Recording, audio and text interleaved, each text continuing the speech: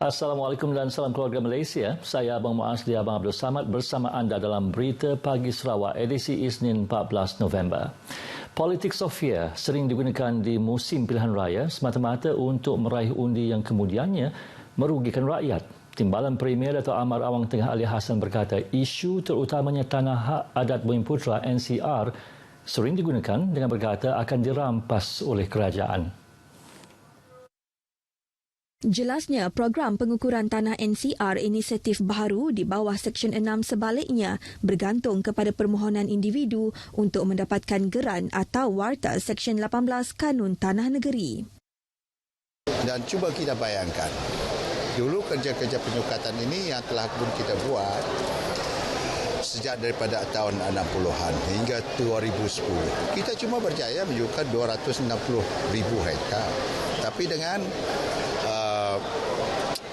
cara kaedah baru ini, inisiatif baru penyukatan tanah adat Bumiputera yang kita laksanakan sejak tahun 2010, kita telah pun berjaya menyukat lebih daripada 1 juta hektar. Tambahnya, sejak diperkenalkan inisiatif baru itu, pihaknya telah menerima banyak permohonan. Dato' Amar Awang Tengah merangkap Menteri Sumber Asli dan Pembangunan Bandar berkata kepada pemberita pada majlis penyerahan cek pampasan projek naik taraf jalan di Gedong. Seramai 80 penduduk di Simunjan dan Sebuyau menerima cek pampasan tanah berjumlah 2.7 juta ringgit melibatkan naik taraf jalan Kampung Lubuk Samsu, Setamen Sabang, Semanggal, Tanjung Tagalong di Simunjan dan skim pembesaran Kampung Sungai Ladong di Sebuyau. Daripada jumlah tersebut, 54 penerima merupakan penduduk Simunjan dengan nilai pampasan 1.3 juta ringgit, manakala baki 1.4 juta ringgit diberikan kepada 26 penduduk di Sebuyau. Pihak berkuasa dan badan berwajib diminta memperketatkan kawalan keselamatan utiliti di sepanjang jalan FAC di Matang. Timbalan Menteri Utiliti dan Komunikasi Datuk Dr. Abdul Rahman Junadi berkata, dengan aktiviti kecurian utiliti lampu jalan yang berlaku pada tahap yang serius, beliau berharap pihak berwajib bertindak lebih proaktif. Ujarnya ini bagi mengambil kira keperluan dan keselamatan pengguna jalan raya. Second hand dealers good ini, namun demikian dari segi kita perhatikan penguatkuasaannya agak lemah. Jadi kita minta pihak penguasa supaya menggunakan akta ini untuk mengambil tindakan kepada semua yang terlibatlah. Dato' Abdul Rahman ditemui RTM di Telaga Air bagi mengulas langkah kerajaan negeri yang akan memasang semula lampu-lampu jalan yang dimusnah laku sepanjang jalan tersebut.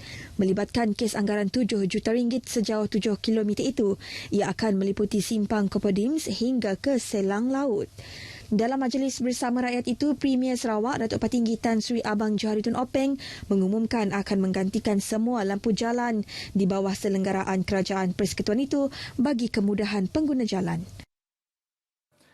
Seramai 200 penduduk pelbagai kaum di Sibu berkumpul di Medan Selera Jalan Bandung untuk bersama-sama bersarapan mi sua, mi kampua dan mi kolok. Menariknya, semua yang hadir diwajibkan makan menggunakan chopstick yang lazimnya digunakan oleh masyarakat Cina.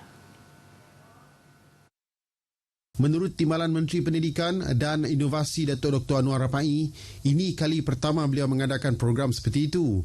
Tujuannya mudah, iaitu untuk menyatu padukan penduduk dengan mengajak masyarakat pelbagai kaum ini bersarapan bersama kerana tidak mahu musim pilihan raya menjadi punca kepada perpecahan kaum di Sibu.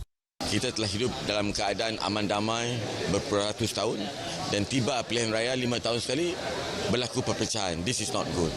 So that's why today I call everybody, the Iban, the Malay, the Chinese, to have a breakfast with me menggunakan chopstick.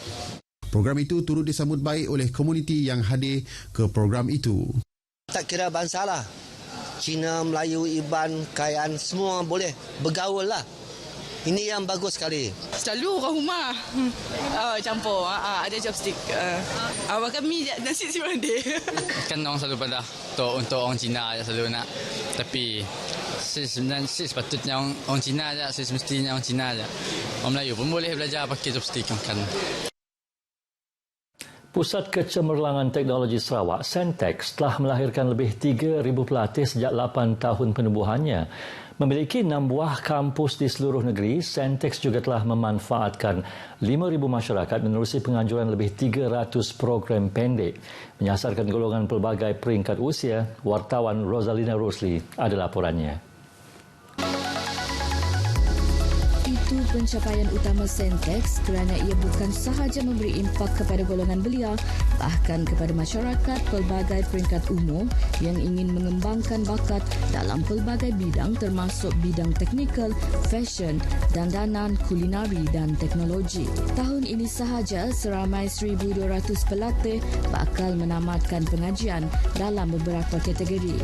Sentex juga telah mendapat banyak pengiktirafan antarabangsa melibatkan syarikat mega teknologi telekomunikasi antaranya Ion Reality, Bosch Rixroth, Huawei Teknologi dan Keysight Technologies dan baru-baru ini diiktiraf sebagai hub sidang ekonomi digital oleh Perdana Menteri Datuk Seri Ismail Sabri Yaakob. Kita telah dapat pengiktirafan daripada Huawei menjadikan satu-satunya training center under Huawei dekat Southeast Asia yang pertama. Jadi kita sekarang ni untuk Southeast Asia, Huawei akan hantar orang dia training kat Sentex ni. Ini pentinglah bagi kita. Dan Ion Reality pun dekat Malaysia ni satu-satunya adalah dekat Sentex. Kejayaan yang dicapai oleh Sentex sehingga kini adalah bukti kerja keras dan keprihatinan Premier Sarawak Datuk Patinggi Tan Sri Abang Johari Tun Openg yang komited mempertingkat setiap aspek berkaitan pendidikan dan membangunkan bakat digital di negeri ini walaupun memerlukan pelaburan yang besar. Setakat ini Sentex mempunyai 64 program keseluruhannya. Jadi untuk masa depan ni kita akan buat mengikut saranan YAP Premier. Dan sekarang ni environment sustainability and green technology tu that's our new focus lah. Green tu memang kita punya new focus selain pada digital lah yang kita dah buat sekarang ni. Lepas tu kita buat juga dekat frontier macam fashion technology. Kita pun akan lancarkan 7 bulan Disember ni under Sentex Commercial our fashion technology commercialization. Berpuas hati dengan bidang pengajian itu antara perkongsian rata-rata pelatih di Sentex.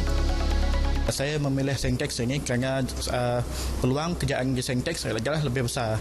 Saya memilih untuk program ini iaitu Ion Reality Certified Advanced Developer.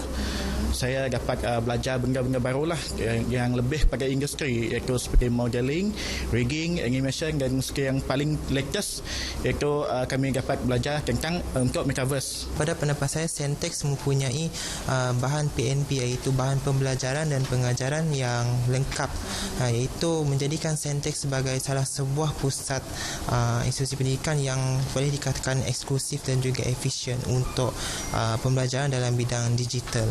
I like to take the courses in Sentex because there are complete facilities and high rich technology in here and there and high job demands. Sebab Sentex tu memberikan peluang pekerjaan kepada bidang yang kami ceburi iaitu bidang kulinari. And then untuk bidang kulinari tu kami ambil di situ sebabnya saya dah bayar yuran pasuma. Kemudahan pun ada beri allowance. On-job training pun okey, tidak hantar dekat perindustrian yang terpilih lah macam 5 star macamnya. Pelbagai pilihan kursus termasuk latihan digital disediakan di Sentex ini bagi memenuhi pasaran tempatan mahupun luar negara terutama kepada Sarawak yang kini memfokuskan pembangunan ekonomi digitalnya. Kini pilihan terletak di tangan anda terutama golongan belia. Untuk itu 19 November ini datang awal bawa kad pengenalan kerana ia adalah tarikh penting untuk rakyat Malaysia, negara demokrasi untuk memilih. Rosalina Rosli, Berita RTM. Lawas merupakan salah satu kawasan yang bakal menjadi tumpuan Radio Television Malaysia RTM Sarawak dalam pelaksanaan program yang akan datang. Pengarah Penyiaran Negeri Sarawak Nasrul Hakim Muhammad Noh memberitahu ini ekoran lawas merupakan daerah yang mempunyai banyak keistimewaan dari sudut kebudayaan, makanan, suku kaum dan adat resam. Nasrul Hakim menjelaskan bagi merealisasikan tujuan itu, RTM menerusi Limbang FM berperanan penting dalam menyelaras pelaksanaan program berkaitan. Saya rasa kita patut laksanakan lebih banyak program di Lawas.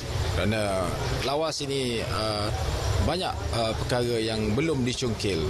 So RTM lah. Oleh yang demikian kita rasa RTM selaku penyiar kerajaan harus mengupas lebih banyak ataupun menonjolkan lebih banyak keunikan di Lawas. Nasrul Hakim turut memaklumkan Limbang FM merupakan stesen yang terletak di utara Sarawak dan menjadi platform untuk RTM Sarawak menyantuni pendengarnya. Beliau ditemui pemberita selepas hadir pada showcase Kembara 76 at Lawas di Taman Awam Lawas. Lawas merupakan salah satu kawasan yang dipilih sebagai lokasi penganjuran program tersebut yang menyantuni penduduk setempat selain memperluaskan lagi jenama RTM sebagai media rasmi kerajaan. Paparan itu tadi mengakhiri Berita Pagi Sarawak, edisi Isnin 14 November. Saya Abang Muaz di Abang Abdul Samad. Salam keluarga Malaysia.